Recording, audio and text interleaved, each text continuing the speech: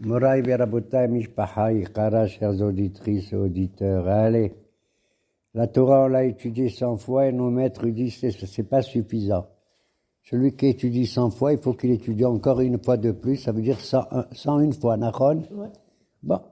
Et nous, Baruch Hashem, la même paracha qui revient, qu'est-ce que moi je vais apporter de neuf, la vérité? En vérité, nos Hachamim, ils ont dit, Mishelomed Mea Pe'amim, c'est bien. Aval, Mea Pe'amim Ve'ehad, c'est encore mieux. 100 fois plus 1, c'est mieux. Mais c'est pas grammatical, cette phrase. Pourquoi? Comment tu dis Pa'am? C'est Pa'am Ahad ou Pa'am Ehad? Comment on dit? C'est féminin ou masculin? Pa'am. Pa'am Ahad, c'est féminin. Alors on aurait dû dire, celui qui étudie Mea Ve'ehad, Ve'ahat, Pe'amim, Ve'ahat. Pourquoi on dit Mea Pe'amim Ve'ehad au masculin? Qui c'est ce Ehad? C'est pas encore que tu as étudié 101 fois et c'est une fois que tu as étudié, c'est encore mieux. Quand tu étudies 100 fois et que la 101 fois, elle devient Ehad, qui c'est qui est Ehad? C'est pas le mot Param, c'est Akadosh Baruch Hu, tu as compris? Dire on met du temps à étudier parce que pour telle et telle raison, on a envie d'avoir le Sachar, parce qu'on veut devenir intelligent, etc. Parce qu'on veut être utile vis-à-vis des autres et tout. Mais il faut arriver à un degré où l'étude de la Torah, elle doit être pure et simple. Nachon? Et c'est de cette manière que tu existes. Tu montres qu'entre toi et la Torah, il n'y a pas de différence, tu comprends? C'est pas une sagesse de plus que tu gagnes encore et tu es content. Pas du tout. Toi et la Torah, vous faites Ehad. On représente l'unité qu'il y a entre la Neshama et le Gouf. Tu comprends? C'est ce qui représente la pluie qu'on arrive au mois de Mar Heshvan. C'est merveilleux. Comment? Cette pluie qui est là-haut, elle descend en bas et va fertiliser le sol. C'est extraordinaire. Je ne veux pas revenir sur le Maboul, malheureusement. Mais on raconte qu'avec Be'asar Nissim, il y avait 10 miracles qui avaient lieu dans le Beth Amikdash. Je ne veux pas les raconter tous. Par exemple, une femme qui était enceinte, elle sentait les corbanotes, elle avait un beau bébé, pour ainsi dire. Et on raconte que quand on faisait un korban, il y avait du feu, la ma'aracha, le bois qui brûlait. Et c'était sous le ciel, le misbah se trouvait sous le ciel. Quand la pluie tombait, la pluie n'éteignait pas le feu, c'est extraordinaire. Il y avait une relation merveilleuse entre le haut et le bas, entre l'eau entre le Esh et le Maïm. C'est ça, Shamaïm, vous avez compris. Donc, Moraï Verabotai, je voulais dire tout simplement, actuellement, on parle beaucoup d'un personnage extraordinaire, d'un très très grand Talmid Chacham, qui a marqué de son autorité, de sa renommée, de ses connaissances très humbles, le peuple d'Israël. Il s'agit de Zichrono Libracha, le Rav Ovadia. Ovadia Yosef, tout le monde en parle, tout le monde en parle. Moi, personnellement, j'ai un événement personnel que j'ai eu avec lui. J'ai eu la chance, grâce à mon gendre et à ma fille Déborah, de faire la Brit Mila de qui? De Noam. De mon petit Noam. Chez qui ils ont décidé d'aller chez le Rav Ovadia Yosef. On a été chez lui pour qu'il soit le Sandak. Nachon? Et alors, je me suis rendu là-bas. Le Rav, il venait d'arriver, il était à mes côtés, à ma gauche. Qu'est-ce qu'il me fait? Il me tire l'oreille comme ça, il me la tourne. Il avait l'habitude de faire, paraît-il, ça à tout le monde. Moi, je pense que c'était un côté amical, bien entendu, sympathique, rigolo. Le Rav aime rire, il aime faire rire les autres. Mais la vérité, je ne vous cache pas, je l'aime, ce Rav, bien sûr, mais ça m'a, je ne dis pas que ça m'a déplu, mais ça m'a surpris, au moins. Parce que moi, j'aurais jamais osé tirer l'oreille à quelqu'un. Tu peux le faire à quelqu'un, un ami. Tu peux le faire à une connaissance, d'accord? Tu peux le faire à un enfant. Lui, c'était un grand rabbin, et il a fait à moi, qui était un petit rabbin. L'amrote que j'avais quand même dépassé les 60 ans, à ce moment-là. Sinon plus. Tov, Yehi Zechro Baruch. Yehi Ratzon, comme on dit, Yom li Yom Yabia Omer Velayla le Layla Havedat. Tout ce qu'il a enseigné, Yabia Omer, c'est pendant le jour, et Havedat, c'était pendant la nuit. Nous sommes la période de Heshvan, bientôt nous devons dire Vetental Umatar, le 7 Heshvan, c'est-à-dire ce vendredi. Nachon. Et nous allons demander à Kadosh Baruch Hu d'irriguer le sol et la terre et d'envoyer ces brachot comme ça. Des brachot auxquels on ne fait même pas attention et qui fertilisent le sol. Et grâce à ça, nous avons notre nourriture dans les légumes, dans les fruits. Nachon. C'est le mois de Mar Heshvan qui a certains, je leur ai demandé, qu'est-ce que ça veut dire? Pourquoi on appelle ça Mar Heshvan? Qu'est-ce que ça veut dire Mar? Amer. Amer? Eh bien, pas du tout. Mar, ça veut dire amer, bien sûr. Et matoch mi mar.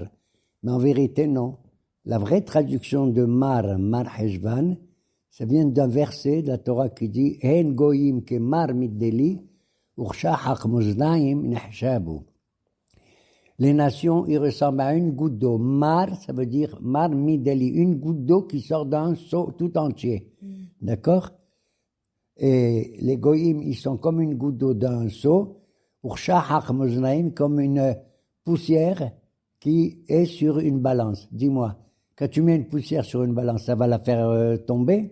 Pas du tout. C'est rien du tout. Donc le mot Mar Heshvan, pas comme certains disent, ouais, c'est un mois, Tishri, on avait plein de fêtes, et Heshvan, on n'a aucune fête, rien du tout, aucun événement. Pas du tout. Pas du tout. Mar, c'est la pluie, c'est la goutte d'eau qui tombe. Et c'est une bracha auquel il faut faire attention, même si on ne fait pas attention à ça. Donc c'est un mois très joli. Le 7 Heshvan, contrairement au 17 Heshvan où le déluge il était tombé à l'époque de Noah. D'accord? Et que Noah il est sorti le 27 Heshvan. Donc chaque instant que nous vivons, chaque mois que nous vivons, nous devons l'interpréter comme étant quelque chose de beau et pas comme quelque chose qui n'est pas beau. Donc merci beaucoup mon Dieu, tu nous as donné tous les mois de l'année, y compris, et j'allais dire, et surtout le mois de Heshvan. D'accord? Moraï Verabotaï, nous abordons maintenant l'histoire d'un personnage absolument incroyable. Il est anonyme, Abraham. Moi, il a fait. Écoute-moi, on est là, on raconte que Noah, il a eu Shem Ham et Yafet, et Shem Ham et Yafet, ils ont eu des enfants, qui ont eu des enfants, qui ont eu des enfants. Au niveau de Shem, il y a eu des descendants de Shem, par exemple Terah.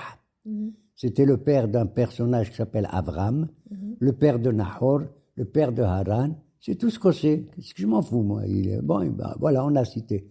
Brusquement, notre paracha commence comme ça. Vayomer Hashem el Abram, lech lecha martzicha mulatecha bet avicha el aretz asher areka. Dieu s'adresse à un homme, on ne sait rien de lui. Quand Dieu il parle à Noah, on sait qui c'est Noah. Ish tzadik tamim haya bidorotav. Nachon?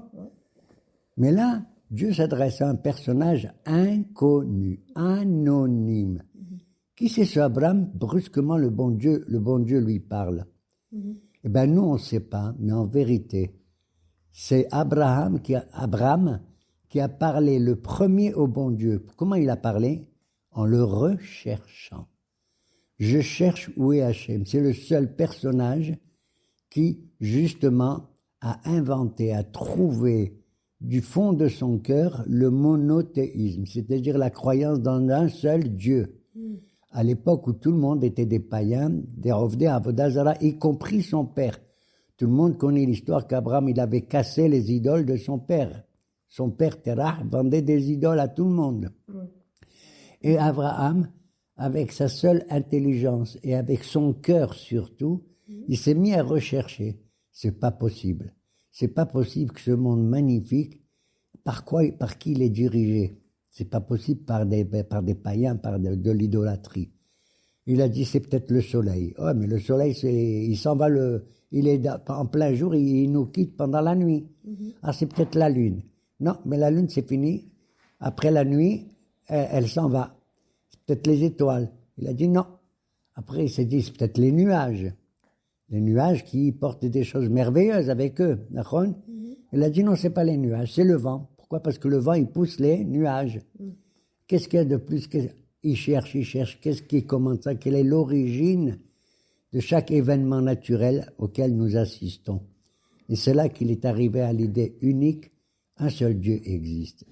Et c'est cette philosophie ou cette, entre guillemets, religion qu'Abraham il va diffuser autour de lui, ou à Haran où ils habitaient. Nachon.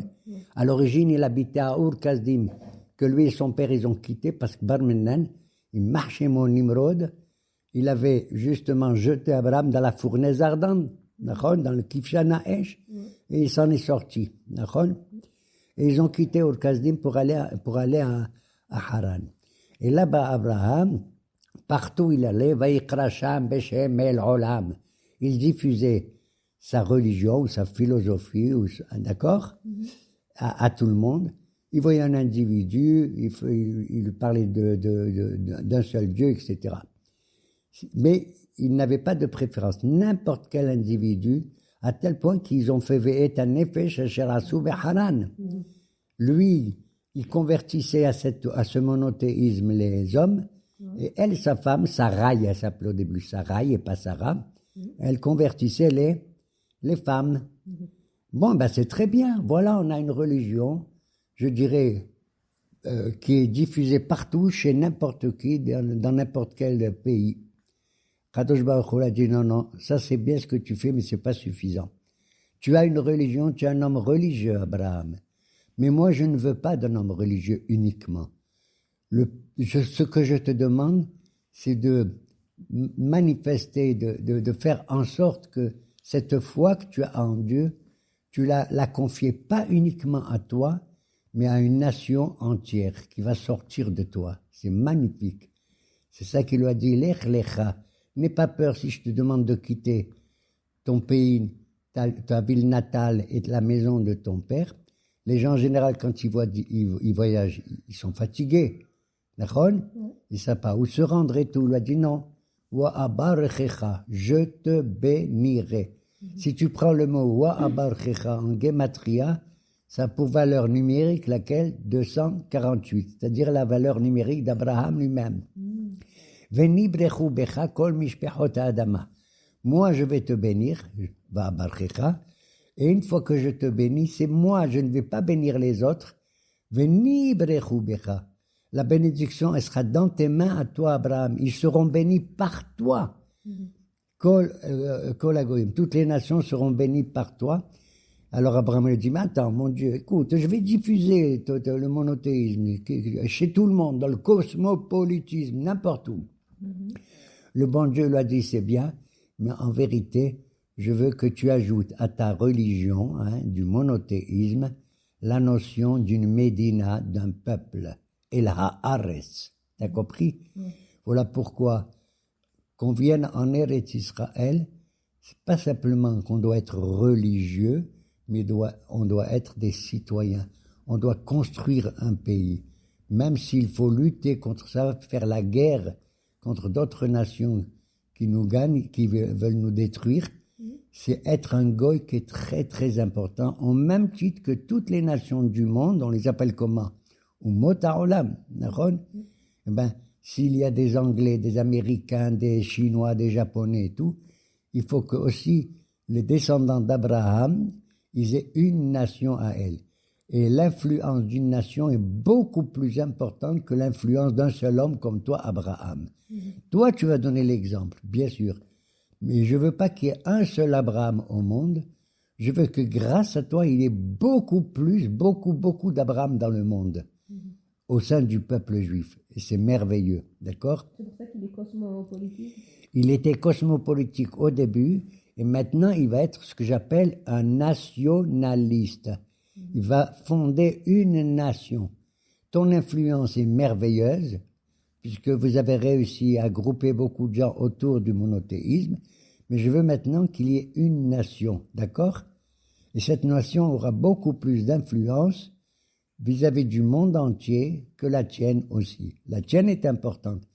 Et donc Abraham, il va changer de philosophie, pour ainsi dire, à l'aide de Dieu. D'accord? Maintenant, Akadosh Baruch Hu lui dit Lech Lecha.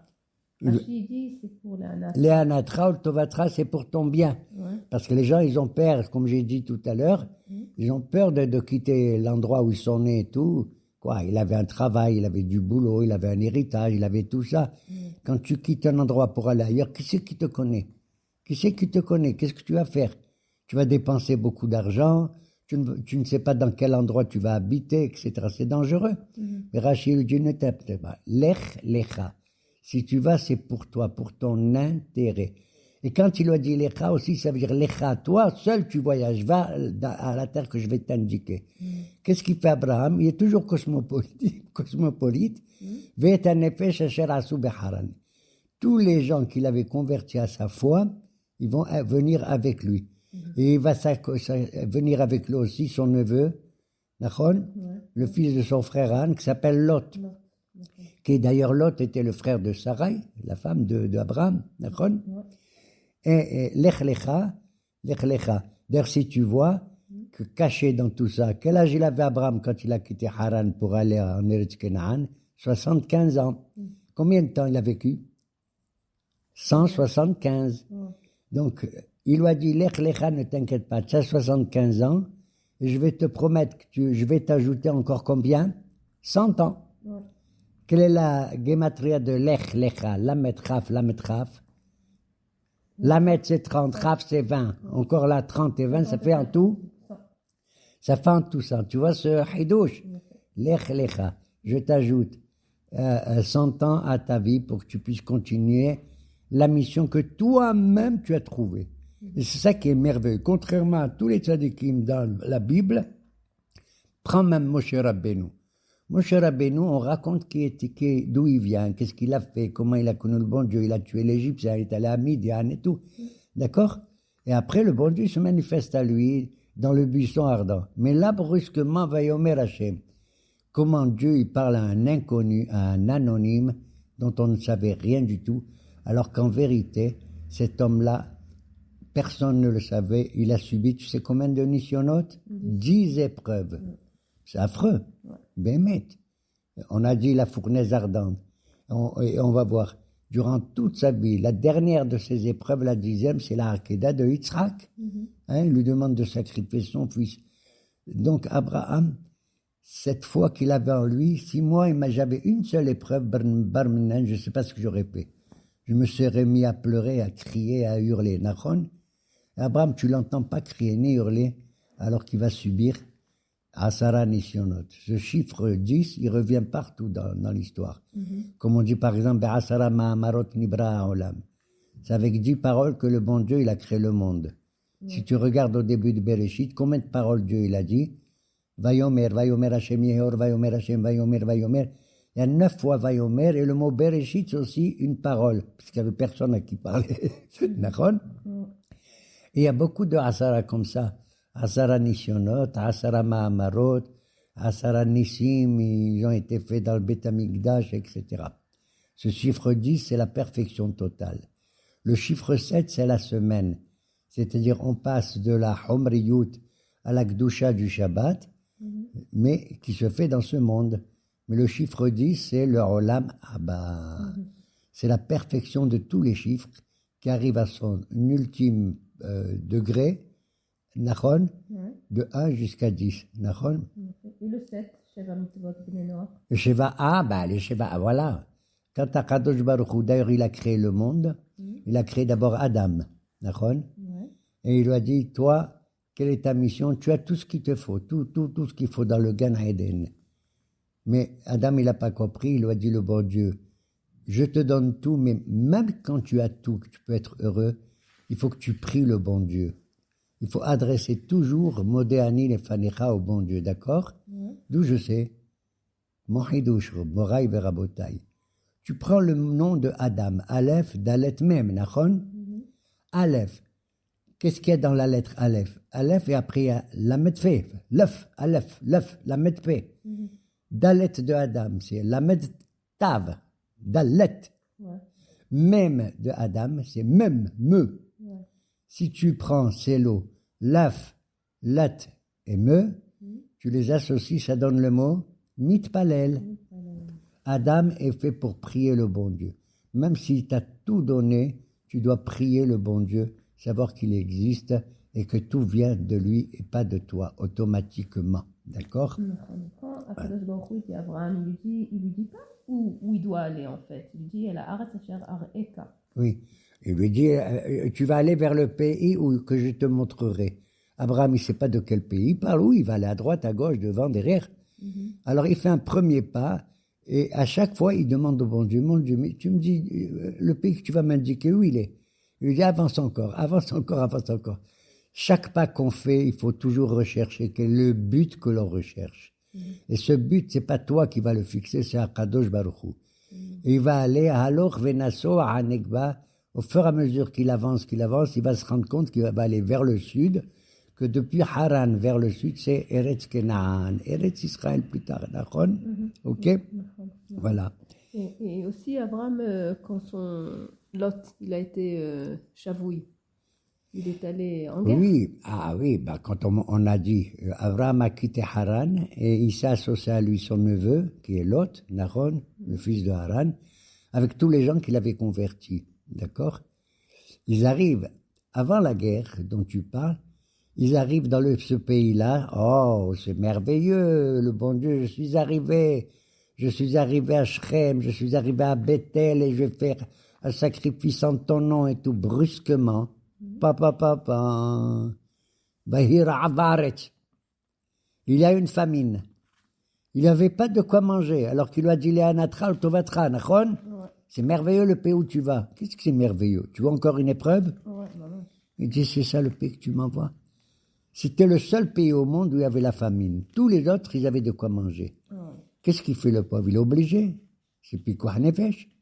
Il est obligé d'aller dans le pays le plus riche au monde à l'époque, et le plus important, même politiquement, etc. C'est qui? C'est Misraïm.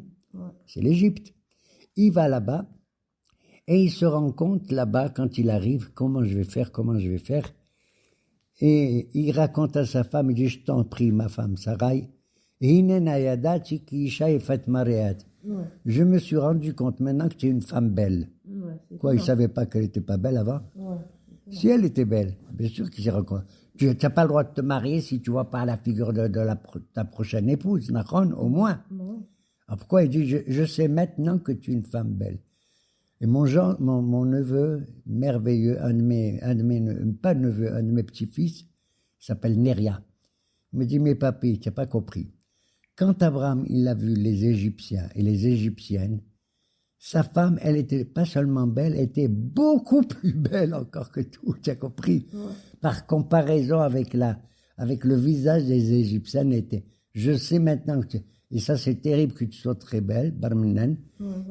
Si tu racontes que tu es ma femme et je suis ton mari, ils vont me tuer, c'est comme ça chez eux.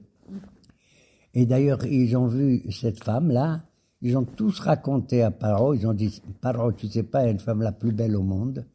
Et c'est ainsi qu'ils vont prendre Sarai, dans le palais du pharaon. Et là-bas, le miskena, comme lui et tout, il lui a dit, dis que tu es ma sœur. Il ne dit pas que tu es ma femme. Afin qu'on fasse du bien grâce à toi. Elle va là-bas et le bon Dieu va faire des miracles. Il va faire des miracles, c'est le pharaon, dès qu'il fait entrer Sarai dans son palais, il commence à ressentir des blessures dans son corps. Elle voit ça et Sarai dit, hake, yala, frappe-le. Elle avait un malheur, pour ainsi dire, qui frappait Pharaon. Et quand Pharaon, il a vu ça, il va dire à Sarai de s'en aller. C'est ainsi qu'il va la rendre à qui? À Abraham.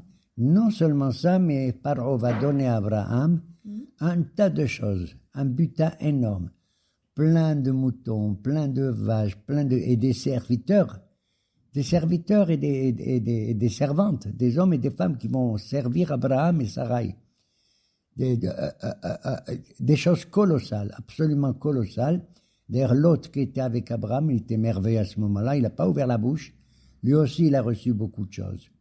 Il quitte l'Égypte, et ça y est, tout va bien dans Eretz Kenaan, mais ce qui ne va pas, c'est que entre les bergers d'Abraham et de Lot, il y a une bagarre. Pourquoi? Parce que les bergers de Lot, ils mettaient leur troupeau dans les champs des voisins. C'est interdit. Comment tes animaux ils vont manger l'herbe des champs des autres et les légumes des autres. C'est pas beau. Abraham lui a dit, c'est pas bien, Anashim, Ahima, Nahnu. Comment? On est des frères. Ça veut dire on est des frères. On se ressemble l'un et l'autre. D'accord? On doit être des gens avec de la morale. Et l'autre lui a dit, bon, écoute, on va se séparer. Tout dit, écoute, Abraham il dit à l'autre, choisis l'endroit où tu vas. À droite, je vais à gauche. Si tu vas à gauche, je vais à droite. Qu'est-ce qu'il choisit l'autre? Un endroit merveilleux. C'est l'endroit de Sdom et Amora. C'était un endroit tellement fertile, tellement beau, d'accord, que même la Torah, dans la paracha, dit que Gan Adonai Keret Misraim. À ce moment-là, la région de Sdom, elle était comme le jardin de Dieu et comme l'Égypte, c'est-à-dire très riche et très très belle, d'accord? C'est ce que va choisir, comment il s'appelle, Lot là-bas. Bon, il se passe un certain temps et brusquement, un homme vient courir vers Abraham. Il lui dit, tu sais ce qui se passe? Il lui dit quoi? Il lui a dit, il y a une guerre, la première guerre mondiale dans la Torah. Il y a 4 rois puissants avec Amraphel, Kedor Laomer, Bera et d'autres qui font la guerre contre les 5 rois de Sodome et Amora. D'accord? Et ils ont pris comme captif, comme Hatouf, ton neveu Lot. D'ailleurs, le chef de tous ces rois ennemis, qui s'appelle Amraphel, n'est rien d'autre que Nimrod. Il a changé de nom, c'est tout. C'est Nimrod qui avait jeté Abraham dans la fournaise ardente. Abraham, il entend ça, il dit, waouh, qu'est-ce qu'il fait? Au lieu de rester à la yeshiva et d'étudier la Torah, qu'est-ce qu'il fait? Il va mobiliser tous les hommes qui sont autour de lui. Certains disent 318, c'est pas possible. 318 généraux peut-être, mais pas beaucoup plus pour faire la guerre, d'accord? Et il va faire la guerre contre Amraphel et les 4 rois qui viennent du nord, qui étaient des rois puissants. Il va les gagner et même il va faire la guerre, pas seulement le jour, mais même la nuit. Il y a écrit là-bas, en général, on ne fait pas la guerre pendant la nuit. À l'époque, on ne voyait rien du tout, d'accord? Mais lui, jusqu'à un endroit qui s'appelle Dan, il va les gagner. Il va libérer Lot et il va revenir avec tous les captifs de Sodome et Amora et tous les biens qu'ils ont pris. Il va aller retourner voir le roi de Sodome qui s'est caché, qui s'est camouflé avec les autres, et il lui rend tout. Et le roi de Sodome, il dit, écoute Abraham, rends-moi tous les captifs, les habitants de Sodome, et moi je te donne de l'argent, je te donne des troupeaux. Et Abraham me dit, je prends rien de toi. Même pas même pas un fil, même pas un lacet de tes chaussures, je te le prends. Tu as compris? D'ailleurs, nos rabbins nous disent, c'est un symbole tout ça, machal. Étant donné que tu ne prends ni un fil, ni un lacet, c'est là qu'on a mérité d'avoir la mitzvah du fil, c'est les tzitziot, et le lacet, c'est les téphilines. Bah, c'est un machal sans plus, comme ça. Et il fait la guerre contre eux. Et c'est ainsi que Baruch Hashem, Abraham, avec tous ses mérites, il a mérité que lui sera donné la terre d'Israël, et ceci nous le rappelons tout le temps quand on fait la Hamida. Quand on fait la Hamida, le bon Dieu lui a dit, tu sais pourquoi je t'aime? Pas parce que toi tu as connu le monothéisme et que j'existe en tant qu'un seul Dieu, le Ma'an Asher Itzaveh et Banav et Beto Aharav, c'est que cette philosophie, cette religion que tu as toi inventée personnellement, tu vas la communiquer à tes enfants, et Beto à ta maison et à tes enfants. Voilà pourquoi quand nous faisons la Hamida, la première bracha c'est qui? Abraham. Adonai Sefatay Tiftar V'Yagel Tira Baruch Ata Hashem Eloheinu Abraham Yisrael Elo Abraham Elo Yitzhak V'Yaakov Legedo Baruch Ata Hashem Magen Abraham. C'est le seul nom qu'on dit dans la Hamida. Tu entends? La première bracha qu'on adresse pendant des millions de journées, des millions d'individus, c'est Magen Abraham. Et Ratson qui soit notre bouclier, hein, avec le souvenir de tous nos hachamim, y compris, comme j'ai mentionné au début, Rab Obadia Yosef Alev Shalom, Nachon. Merci que tu m'as tiré un petit peu l'oreille. Je ne t'en veux pas. Je sais que c'était par amitié et amicalement que tu l'as fait, parce que j'ai mérité que mon petit Noam, le fils de ma fille Déborah, a bénéficié de ta bénédiction en tant que sandak. D'accord? Rabbi Obadiah Yosef était assis sur Kissé chez l'Eliyahu, un Navi, et il a pris mon petit Noam, qui est maintenant devenu un grand Talmid Chacham. Oui, Noam Adonai Eloheinu Aleinu, U'Maaseh Yadenu Konna Aleinu, U'Maaseh Yadenu Koneneu. Amen.